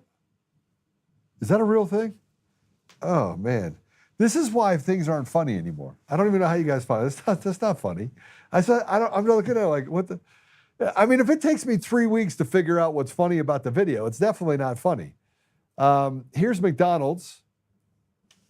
Let's put up this last tweet, if we can. The final look at the White House renovation. McDonald's said they would just butt up to the back of it for the White House. I think that could be pretty fun stuff. All right. So I'm happy to report that Dave is still in the hospital. Thank you for all the prayers that you gave for him. I want to address a few things. One, am I going to do 5 days a week, podcast 5 days a week from this point on? Somebody asked me that question. I don't know. It's really tough when you get canceled as much as I do. And let me tell you what happened last night, if I can. I think this is important. Last night, I'm sitting across the table from my wife, and I'm with some wonderful friends and Father Mahana. And I don't talk about politics in front of my wife. I don't talk about the last 5 years and the experience in front of my wife for a lot of reasons. One of which is it's incredibly painful for her. And the left likes to be the victim.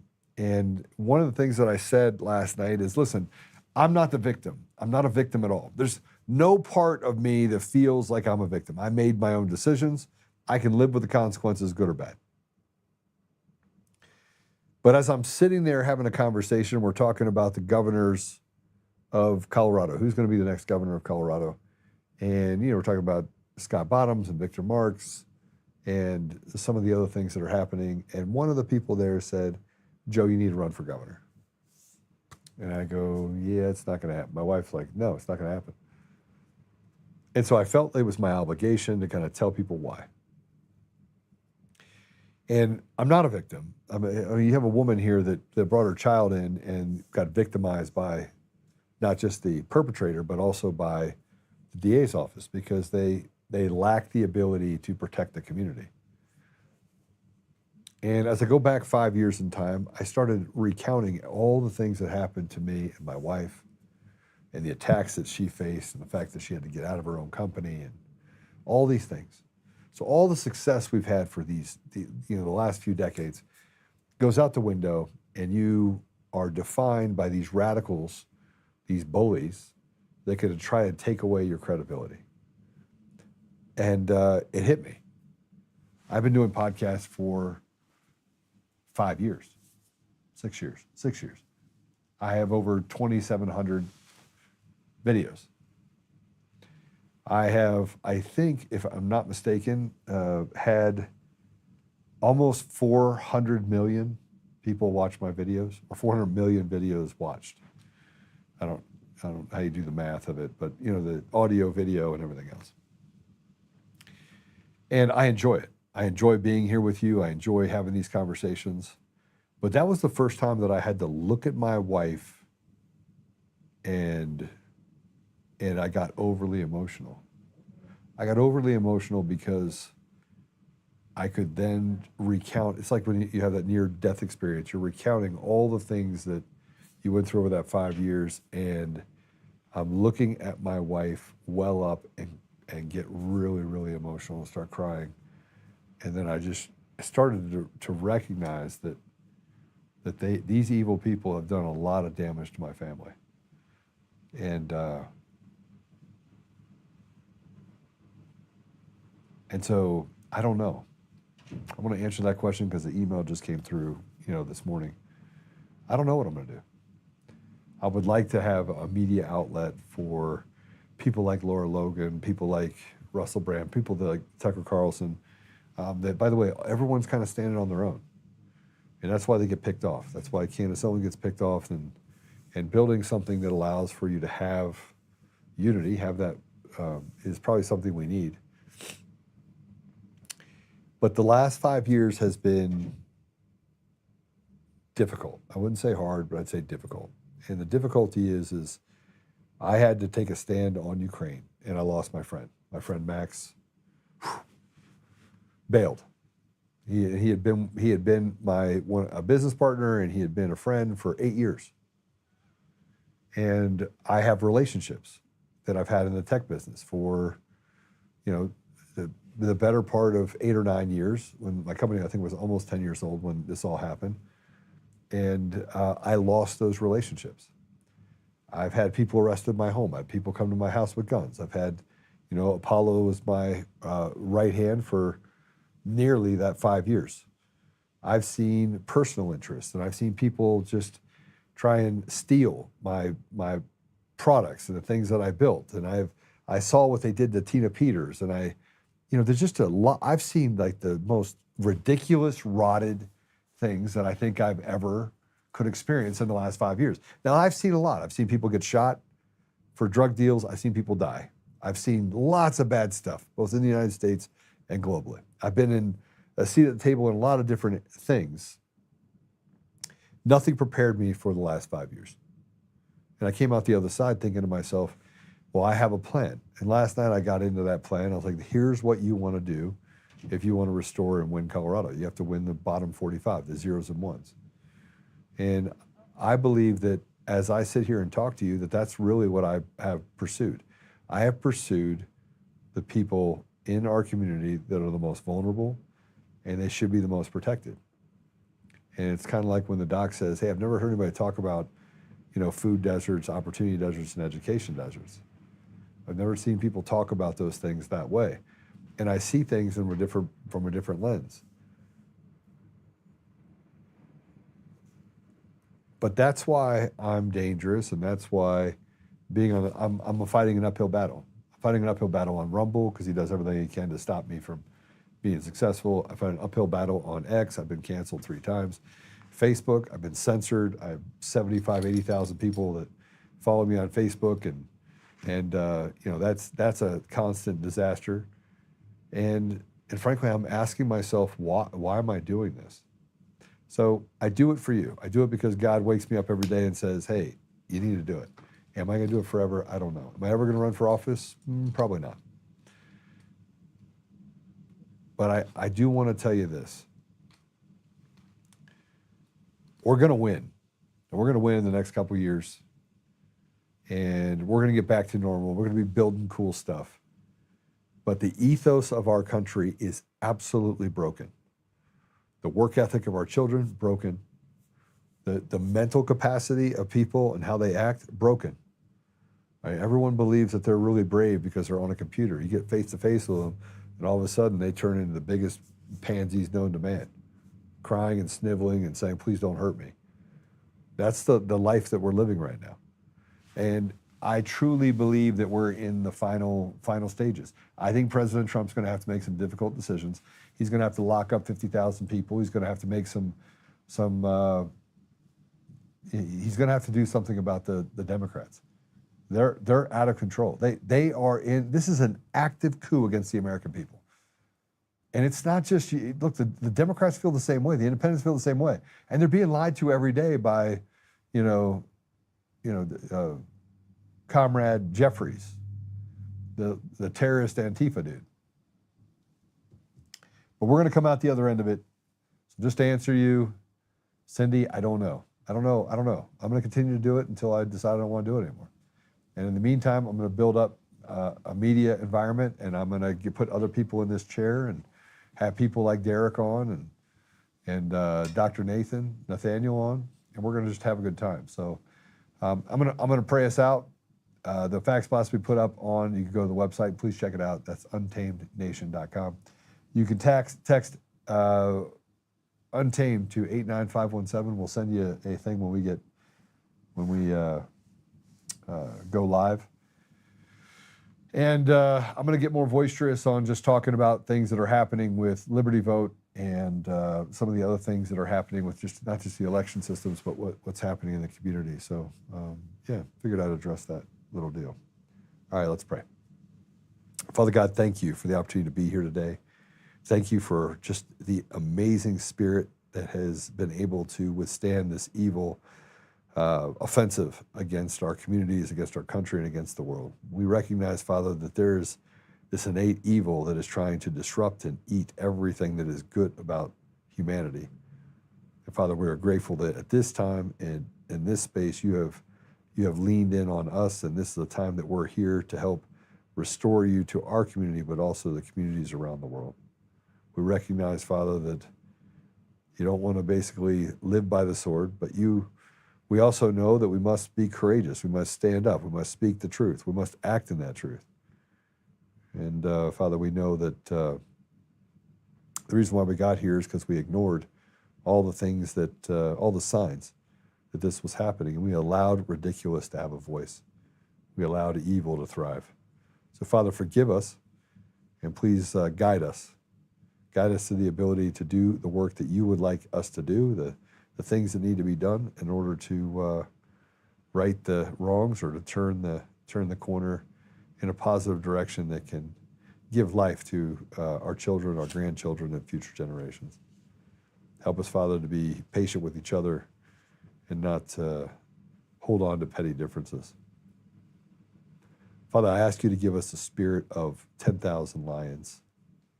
Give us the ability to fight back and to fight in such a way that we can push this evil back into the hole it came from. I also ask, Father, that you heal Dave Bear.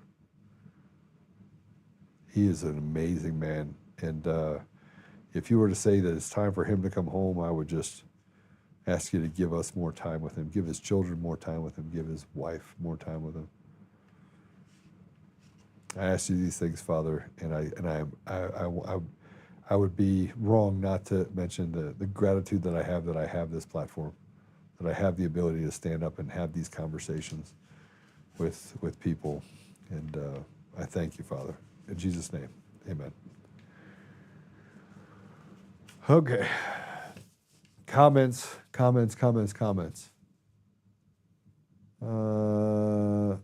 Got to go, fam. My mom fell, and I have to go help my sister clean her up. Oh, boy. That's not good. Pretty sharp on Mondays. Little Halloween-y. Nice pick. When they trans one of your grandchildren, you will freak out. Democrats.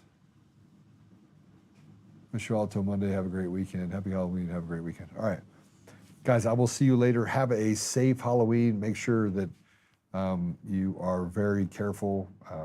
You heard these radical leftists out there that said if they see anything that's like a Trump costume or anything else, they're going to lace them with fentanyl. I'm going to tell you, I'm in a weird place where I'm really good, but I recognize that this is the calm before the storm. I'm smelling the dirt, and you have to be diligent, keep your head on a swivel, and recognize that these radicals. What did they say? Monday? Did they say Monday, guys? Monday they're going to take to the streets, or is it Tuesday or Wednesday or something? Monday. Do you want us to do this video or not? Do we want to do?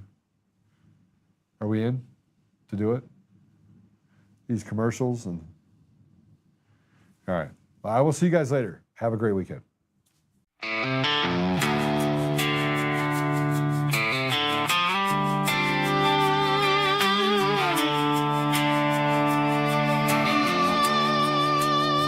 Rise up untamed. In the heart of the fight where the wild ones roam, Joe Oltmann's calling, bringing truth back home. From conservative daily to this untamed fire, we shatter the silence, lifting spirits higher. No chains can hold us, no lies can prevail. Authentic and fearless on this rugged trail. Patriots gather under stars and stripes. Untamed nation, igniting the nights. Untamed nation, let the truth roll out in this land of the free. Standing proud from sea to shining sea, we won't back down. Catch the fire, wear the crown. Untamed nation, it's our battle song, motivating hearts where the brave belong. Yeah, untamed and wild, forever strong. Play it again all night long.